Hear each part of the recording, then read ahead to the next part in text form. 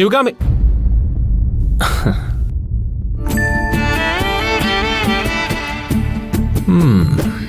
ಶೃಂಗಾರದ ಹೊಂಗೆ ಮರ ಹೂ ಬಿಟ್ಟಿದೆ, ನಾಚಿಕೆ ನಮ್ಮ ಜೊತೆ ಠೂ ಬಿಟ್ಟಿದೆ, ಕಳ್ಳಾಟಕ್ಕೆ ಮಳ್ಳ ಮನಚಿ ಅಂದಿದೆ, ಚೆಲ್ಲಾಟಕ್ಕೆ ಚೆಲುವು ಹೂ ಎಂದಿದೆ. ಇಬ್ಬರ ಕಾಮನೆ ನೂರು, ತುಟಿ ಕಾಯಕ್ಕೆ ಕಾರಣ ಯಾರು, ಇದು ಗೊತ್ತಿಲ್ಲದ ರೋಮಾಂಚನ ಹೋಗಿ ಬಂತು ಪ್ರಾಣ. ಶೃಂಗಾರದ ಹೊಂಗೆ ಮರ ಹೂ ಬಿಟ್ಟಿದೆ, ನಾಚಿಕೆ ನಮ್ಮ ಜೊತೆ ಠೂ ಬಿಟ್ಟಿದೆ. ಸಾರಿ, ಶಿವಗಾಮಿ ಅನ್ಕೊಂಡೆ. I am really sorry. ಪರವಾಗಿಲ್ಲ ಬಿಡಿ, ಶಿವಗಾಮಿಗೆ ಹೇಳ್ತೀನಿ. ನೋಡಮ್ಮ, ನಿನ್ ಗಂಡ ಬಾತ್ರೂಮಲ್ಲಿ ಟವೆಲ್ ಕೊಡಕ್ ಹೋದಾಗ ಕೈ ಹಿಡ್ದು ಎಳೆದ್ರು ಅಂತ. ಏ, ನಿಮ್ ಕೈ ಮುಗಿತೀನಿ. ಹಾಗೆಲ್ಲ ಶಿವಗಾಮಿ ಹತ್ರ ಹೇಳ್ಬೇಡಿ ಪ್ಲೀಸ್.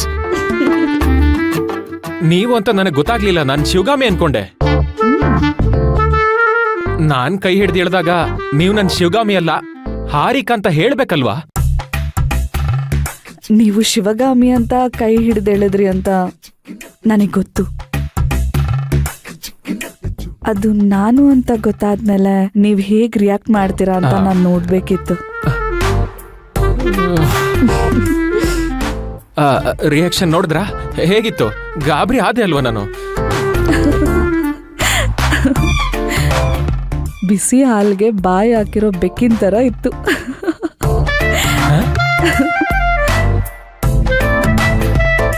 ನಿಮ್ಗೆ ಮುಂದೆ ಗೊತ್ತಾಗತ್ತೆ, ತಗೊಳ್ಳಿ. ನಾನು ಬಾಳಗಿಷ್ಟು ಬೆಳಗ್ಗೆ ಎಂಥ ಕೆಲಸ ಆಗೋಯ್ತು. ಮೈಸೂರಿಗೆ ಹೋಗೊಂದು ಧಾರವಾಡಕ್ಕೆ ಹೋಗ್ಬಿಡ್ತಿದ್ನಲ್ಲ.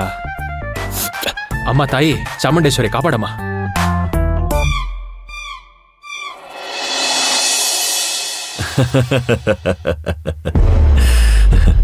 Thank you so much.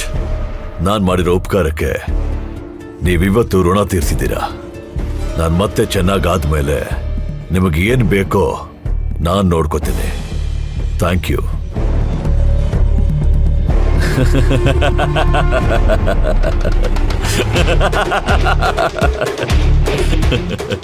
Ravan Bhai, ಏನು ಇಷ್ಟೊಂದು ಖುಷಿಯಾಗಿದ್ದೀರಾ? ರಾಕಿ, ಈ ಶಿವಗಾಮಿ ಹೊಸದಾಗಿ ಒಂದು ಎಕ್ಸ್ಪೋರ್ಟ್ ಕಂಪನಿ ಶುರು ಮಾಡಿದ್ದಾಳೆ. ಆ ಎಕ್ಸ್ಪೋರ್ಟ್ ಕಂಪನಿ ಗೂಡ್ಸ್ ಅಲ್ಲಿ ಒನ್ ಆಫ್ ದಿ ಗೂಡ್ಸ್ ಅಲ್ಲಿ ನಮ್ಮ ಇಲ್ಲೀಗಲ್ ವೆಪನ್ ಸೇರಿಸಿದ್ದೀನಿ. ಆದ್ರೆ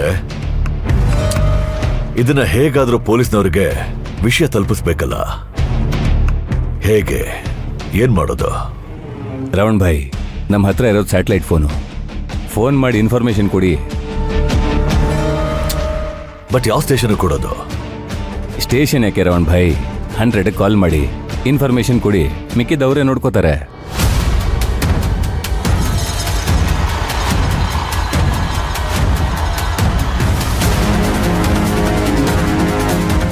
ಹಲೋ ಸರ್, ನಾನು ಯಾರು, ಎಲ್ಲಿಂದ ಕಾಲ್ ಮಾಡ್ತಾ ಇದ್ದೀನಿ, ಹೇಗೆ ಕಾಲ್ ಮಾಡ್ತಾ ಇದ್ದೀನಿ ಅದೆಲ್ಲ ಕೇಳಬೇಡಿ. ಶಿವಗಾಮಿ ಒಂದು ಹೊಸ ಎಕ್ಸ್ಪೋರ್ಟ್ ಕಂಪನಿ ಶುರು ಮಾಡಿದ್ದಾಳೆ. ಅದ್ರ ಒನ್ ಆಫ್ ದ ಗೂಡ್ಸ್ ಅಲ್ಲಿ ಒಂದು ಇಲ್ಲೀಗಲ್ ವೆಪನ್ನು ಇದೆ. ಅದನ್ನ ನೀವು ಹೇಗೆ ಡೀಲ್ ಮಾಡ್ತಿರೋ, ಅದನ್ನ ಹೇಗೆ ಕಂಡುಹಿಡಿತೀರೋ ಅದು ನಿಮಗೆ ಬಿಟ್ಟಿದ್ದು. ನನ್ನ ಕೆಲಸ ಏನಿದ್ರು ನಿಮಗೆ ಇನ್ಫಾರ್ಮೇಶನ್ ಕೊಡೋದು. ಮುಂದೆ ಏನ್ ಮಾಡ್ತೀರಾ ನೀವು ನೋಡಿ. Thank you.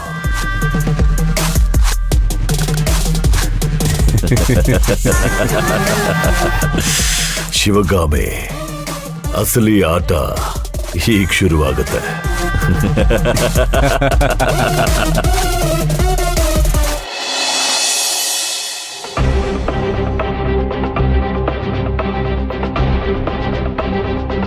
ಏನ್ ಶಿವಕುಮಾರ್, ನಮ್ಮ ಎಕ್ಸ್ಪೋರ್ಟ್ ಕಂಪನಿ ಹೇಗ್ ನಡೀತಾ ಇದೆ? Any good news?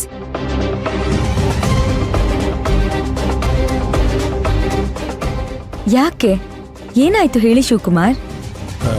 ಒಂದು ದೊಡ್ಡ ಪ್ರಾಬ್ಲಮ್ ಆಗ್ಬಿಟ್ಟಿದೆ ಮೇಡಮ್. ಪ್ರಾಬ್ಲಮ್ಮಾ? ಏನಾಯ್ತು? ಶ್ರೀಲಂಕಾದಿಂದ ಬಂದಿರೋ ಪಾರ್ಸಲ್ ಅಲ್ಲಿ ಒಂದು ಇಲ್ಲಿಗಲ್ ವೆಪನ್ ಇತ್ತು ಮೇಡಮ್.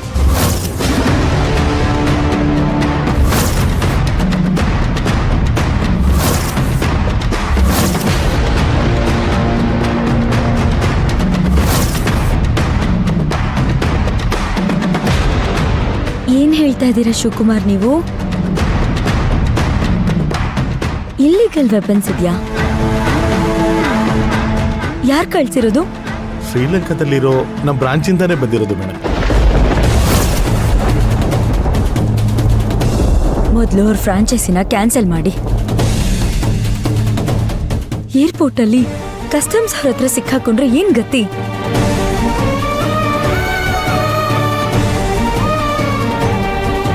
ಕಸ್ಟಮ್ಸ್ ಹತ್ರ ಸಿಕ್ಕಾಕೊಂಡ್ಮೇಲೆ ಈ ವಿಷಯ ನಮಗೆ ಗೊತ್ತಾಗಿರೋದು ಮೇಡಮ್.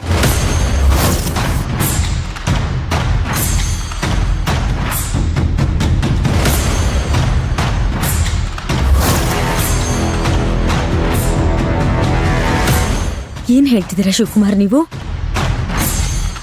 ಆಗಿರೋದು ಎಷ್ಟು ದೊಡ್ಡ ಕ್ರೈಮ್ ಅಂತ ಗೊತ್ತಿದ್ಯಾ ನಿಮ್ಗೆ? ಇಂಡಿಯಾದಲ್ಲಿ ಇಲ್ಲಿಗಲ್ ವೆಪನ್ಸ್ ಆಕ್ಟ್ ತುಂಬಾನೇ ಸ್ಟ್ರಾಂಗ್ ಆಗಿದೆ. ಸೆಂಟ್ರಲ್ ಮಿನಿಸ್ಟರ್ ಮಕ್ಕಳಾದ್ರೂ ಯಾರನ್ನೂ ಬಿಡಲ್ಲ, ಒದ್ದು ಒಳಗಾಗ್ತಾರೆ.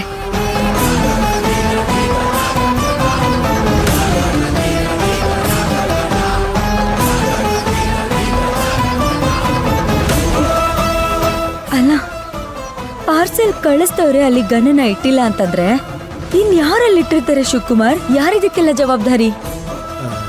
ಬ್ರಾಂಚ್ ಆಫೀಸಿಂದ ಏರ್ಪೋರ್ಟ್ಗೆ ಬರೋ ದಾರಿಲಿ ಯಾರೋ ಬೇಕು ಅಂತಾನೆ ಮಾಡಿದ್ದಾರೆ ಮೇಡಮ್. ಅಂದ್ರೆ ಶಿವಗಾಮಿನ ಈ ವಿಷಯದಲ್ಲಿ ಡಿಪಾರ್ಟ್ಮೆಂಟ್ ಹತ್ರ ಸಿಗಾಕ್ಸ್ಬೇಕು ಅಂತಾನೆ ಕೆಲಸ ಮಾಡಿದ್ದಾರೆ. ನನ್ನ ಪ್ರಕಾರ ರಾವಣ್ದ ಈ ಕೆಲಸ ಅನ್ಸುತ್ತೆ.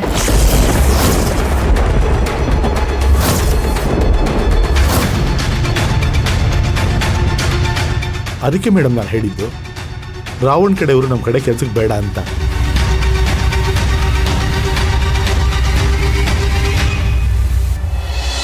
ನಮ್ಮ ಕಂಪ್ನಿಲಿರೋ ಯಾರೋ ಶ್ರೀಲಂಕಾ ಆಫೀಸ್ಗೆ ಇನ್ಫಾರ್ಮೇಶನ್ ಕೊಡ್ತಿದ್ದಾರೆ. ಯಾಕಂದ್ರೆ ಪಾರ್ಸಲ್ ಎಲ್ಲಿಂದ ಬರ್ತಾ ಇದೆ, ಯಾವ ಕಂಟೈನರ್ಲಿ ಇದೆ ಅಂತ ಡೀಟೇಲ್ಸ್ ಎಲ್ಲ ಅವ್ರಿಗೆ ಇನ್ಫಾರ್ಮೇಶನ್ ಕೊಡ್ತಾ ಇದ್ದಾರೆ. ವಿಷಯ ಪೊಲೀಸ್ವರೆಗೂ ಹೋದ್ರೆ ಅವ್ರು ಸುಮ್ಮನೆ ಇರಲ್ವಲ್ಲ. ಇಷ್ಟರಲ್ಲೇ ಎಂಕ್ವೈರಿಗೆ ಬರ್ತೀವಿ, ಕೋಆಪರೇಟ್ ಮಾಡಿ ಅಂತ ಪೊಲೀಸ್ನವರು ಫೋನ್ ಮಾಡಿದ್ರು ಮೇಡಮ್. ರಾವಣ್ ಆಚೆ ಇರೋವರೆಗೂ ಈ ಥರ ಆಗ್ತಾನೆ ಇರುತ್ತೆ ಶಿವಗಾಮಿ. ಸ್ಮಗ್ಲಿಂಗ್ ಅಲ್ಲಿ ಅವನ ನೆಟ್ವರ್ಕ್ ತುಂಬಾ ದೊಡ್ಡದು. ಎಲ್ಲ ಕಂಟ್ರಿಲೂ ಅವನ ಕಡೆಯವ್ರು ಇದ್ದಾರೆ. ನನ್ನ ಪ್ರಕಾರ ಶ್ರೀಲಂಕಾದಲ್ಲಿರೋ ಅವನ ಲಿಂಕ್ನ ಯೂಸ್ ಮಾಡಿನೇ ಇದೆಲ್ಲ ಮಾಡಿದ್ದಾನೆ. ಅಂದರೆ ಎಕ್ಸ್ಪೋರ್ಟ್ ಕಂಪ್ನಿ ನಾವು ತಗೊಂಡಿರೋದು, ಯಾರಿಗೆ ಡೀಲರ್ಶಿಪ್ ಕೊಟ್ಟಿದ್ದೀವಿ, ಎಲ್ಲ ಡೀಟೇಲ್ಸ್ ಅವನಿಗೆ ಗೊತ್ತಿದೆ. ನಮ್ಮ ಕಡೆಯಿಂದನೇ ಯಾರೋ ಇನ್ಫಾರ್ಮೇಶನ್ ಅವನಿಗೆ ಲೀಕ್ ಮಾಡ್ತಾ ಇದ್ದಾರೆ ಮೇಡಮ್. ಮೊದಲು ಅದು ಯಾರು ಅಂತ ಕಂಡುಹಿಡಿಬೇಕು. ಅದು ಆಮೇಲಿನ ಕೆಲಸ. ಮೊದಲು ಪೊಲೀಸ್ನವರು ಎಂಕ್ವೈರಿಗೆ ಬರ್ತೀನಿ ಅಂತ ಹೇಳ್ತಾ ಇದ್ದಾರೆ.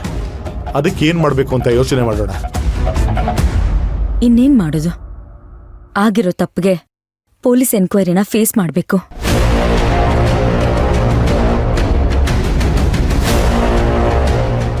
ಮೊದಲು ಈ ವಿಷಯಕ್ಕೆ ಸಂಬಂಧಪಟ್ಟಿರೋ ಯಾರೇ ಇದ್ರೂ ಹಿಡಿದು ಟರ್ಮಿನೇಟ್ ಮಾಡಿ. ಸರಿ ಮೇಡಮ್, ಆಯಿತು.